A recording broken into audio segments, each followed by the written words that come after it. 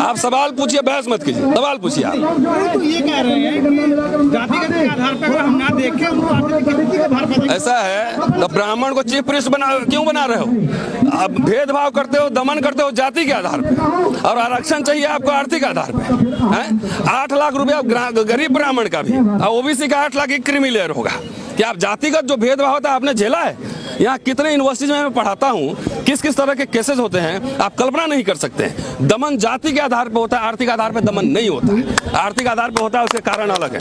दमन मेरा ज्यादा होता है क्योंकि मैं बोल रहा हूँ, आवाज उठा रहा हूँ। जो दलित चुपचाप सरेंडर किया हुआ है उसका दमन नहीं हो रहा, वो तो बेचारा मान चुका है। ये आवाज दबाने के लिए दमन होता है। इस बात को सोशल एक्सक्लूजन है। जातियां जो है दिमाग में है, ये जाति जाति नहीं, जितना पढ़े लिखे लोग हैं। जाति जो है गरीब ब्राह्मण ने नहीं बनाई है, जाति पढ़े लिखे ब्राह्मणों ने बनाई है। इसलिए जहां पढ़े लिखे लोग ज्यादा होंगे, जहां ज्यादा संसाधन होगा, जातिवाद वहीं सबसे नंगा नाच लगता है। चलिए जुडिशरी में बताते हैं। मैं अभी सुप्रीम कोर्ट में लड़ा हूं मुकदमा, जजमेंट पढ़ेंगे आप?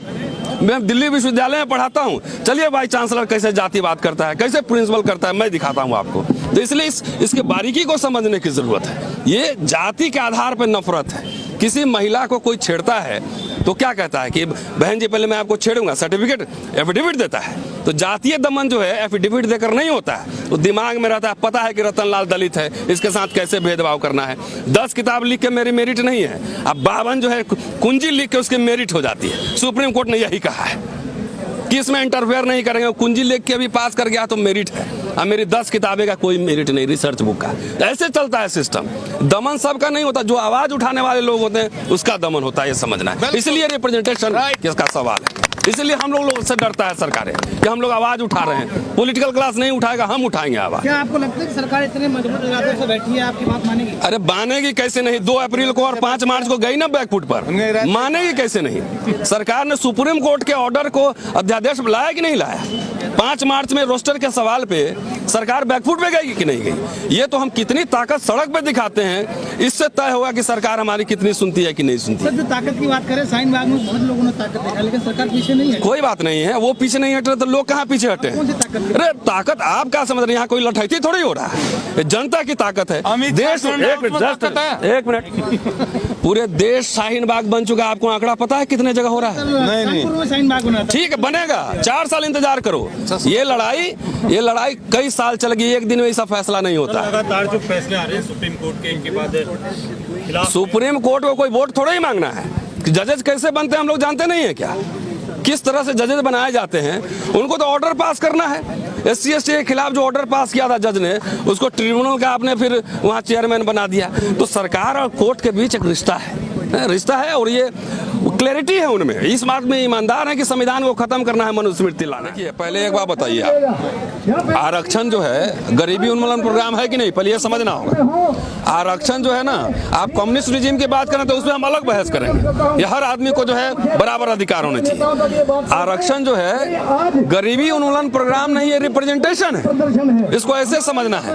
अगर कोई ब्राह्मण गरीब है, पहले सर्वे कराइए ना, सामाजिक आर्थिक सर्वे कराओ, किस जाति के पास कितना संपत्ति है, कितने कैबिनेट सेक्रेटरी हैं, कितने जजेस कौन है, कितने प्रोफेसर कौन है। बिना सर्वे कराए हुए आप सब सुन लो, पहले सुन लो आप कि ये गरीबी उन्मूलन प्रोग्राम, अगर अपर कास्ट कोई गरीब है तो उसका कारण जो है सरकार की नीतियां हैं, आर्थिक नीतियां हैं, राजनीतिक नीतियां हैं। ये सवाल वहां उठाओ।